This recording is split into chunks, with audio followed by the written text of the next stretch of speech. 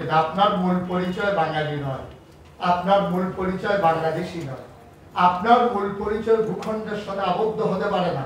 আমি বিশ্বময়ের সন্তান, আপনার পরিচয় ইন্নানি মিনাল মুসলিমিন, আমি মুসলমান। আল্লাহর দেয়া আমানত দিয়ে কখনো যদি স্লোগান দেওয়া লাগে, স্লোগান হবে শুধু আল্লাহর পক্ষে। না ছিল প্রেসিডেন্ট, না ছিল প্রধানমন্ত্রী, না ছিল জেলা প্রশাসক, না ছিল এসপি, না ছিল রাষ্ট্রীয় অবকাঠামো, জেলা উপজেলা গ্রাম ওয়ার্ড বলতে কোনো ছিল না। মানুষ ছিল পশুর চাইতে নিকৃষ্ট। তিনি আসলেন, তিনি মানুষকে জানালেন, তিনি আর মোর ভেঙে সবার ঘুম ভাঙিয়ে দিলেন। তিনি চিৎকার করে জানিয়ে দিলেন, তুমি যদি বাংলাদেশের মতো একটা দেশে বাস করো তাহলে তুমি বাংলাদেশি, যদি তুমি আরবিতে কথা বলো তুমি আরবি। সুতরাং তুমি দেশগত কারণে তুমি বাংলাদেশি।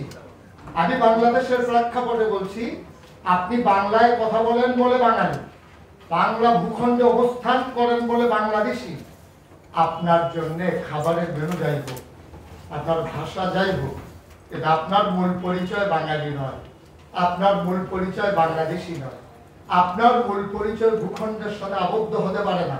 আমি বিশ্বময়ের সন্তান, আপনার পরিচয় ইন্নানি মিনাল মুসলিমিন, আমি মুসলমান।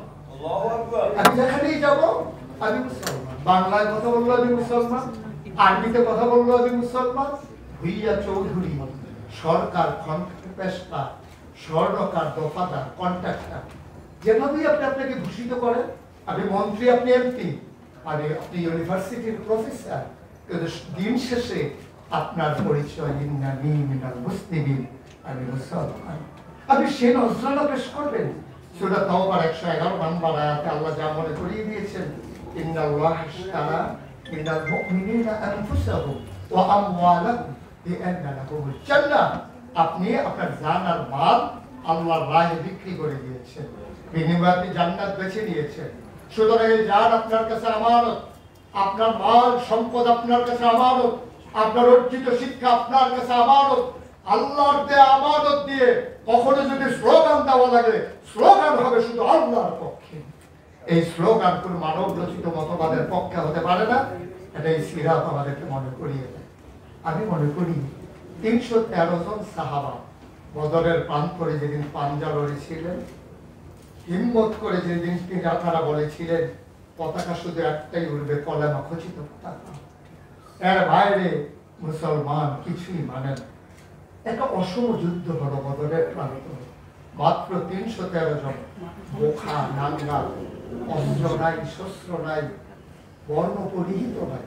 বিপরীতে 1000 বীর যোদ্ধা বাছাই করা দাঁড়িয়ে গেল বিপরীত প্রান্তে। ওরা অস্ত্রে শস্ত্রে সজ্জিত, বর্ম পরিহিত, খাপের ভিতরে তরবারি, পিঠের ভিতরে তীর ধনুক, এক হাতে বর্ষা তো আরেক হাতে ঢাল।